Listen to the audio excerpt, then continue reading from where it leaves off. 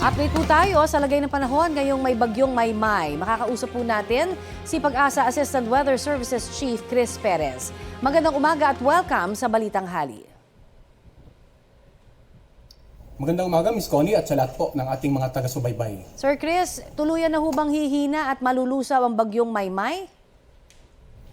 Well, inaasahan po natin yan dahil sa mga oras na ito ay tinatawid na itong kalupaan ng Northern Luzon area. At alam naman po natin na yung mga kabundukan dito ay malaking bagay para makadagdag sa posibleng dahan-dahan nitong bagyong si Maymay. Ganun pa man, dapat alerto pa rin yung mga kababayan natin sa nakararaming bahagi ng Northern Luzon dahil nga may nakataas pa rin dyan wind signal, bukod sa malakas na hangin ay yung mga pag-ulan na pwede pa rin magdulot ng mga pagbaha at pagguho ng lupa, lalong-lalo po sa mga areas na malapit po sa gilid ng mga bundok. Okay, nabanggit nyo pakiulit lamang, nasaan na ho ngayon ang bagyong Maymay again?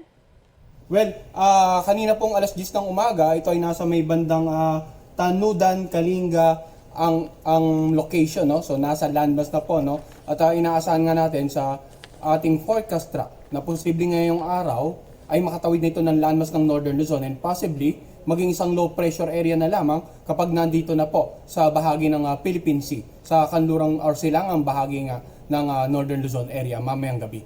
Hanggang kailan mananatili sa ilalim po ng tropical wind signal yung mga probinsyang apektado ng bagyong Maymay kaya?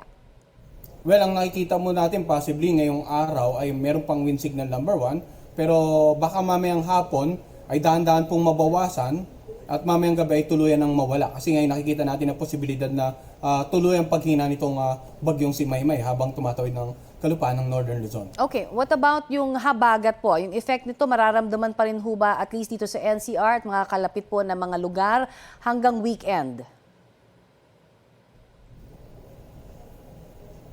Tama po sila, no? Itong pinag-iba yung habagat dahil sa bagyong si Maymay, inaasahan pa rin na magdudulot nga ng mga pag-ulan dito sa nakararaming bahagi ng Central and Southern Luzon area, no? Maging kasama na dyan ang Metro Manila.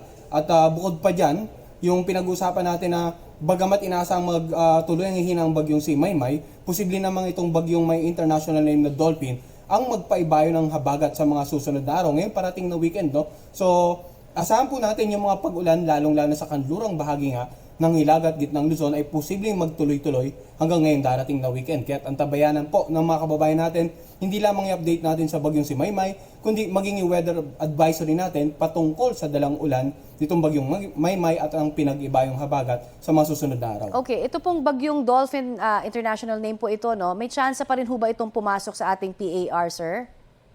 Well, sa ngayon, maliit na ang chance nito talaga na pumasok ng PAR at inaasahan po natin itong kikilos patungo nga dito sa Southern Island of Japan, then patungo sa southeastern part ng China.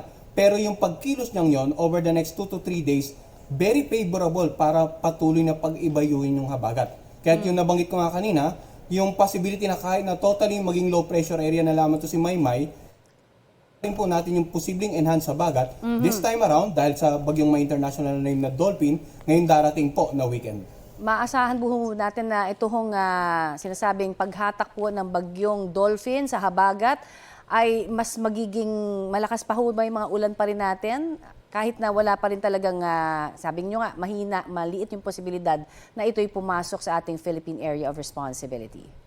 Hindi po natin sinasantabi yung ganyang possibility dahil nga nasa typhoon category ito. Usually, kapag mas malakas ang bagyo, mas malakas ang chance sa magpaibayo ng habagat na pwedeng magdulot ng mas maraming pag-ulan kumpara sa mas mga mahihinang bagyo po. Okay, bukod po kay Maymay, kay Dolphin, meron pa ho ba tayong nakikitang iba pa hong mga weather system? Well, over the next 2 to 3 days, ito lang po yung tatlong ito yung inaasahan nating makaka-apekto sa nakararaming bahagi ng Luzon. Pero patuloy po tayong magmo-monitor at magbibigyan update kung magkakaroon ng panibagong senaryo with regards to any other potential weather disturbance sa mga susunod na araw po. Marami pong salamat. Yan po naman si Pag-asa Assistant Weather Services Chief Chris Perez. Maraming salamat din po at magandang araw.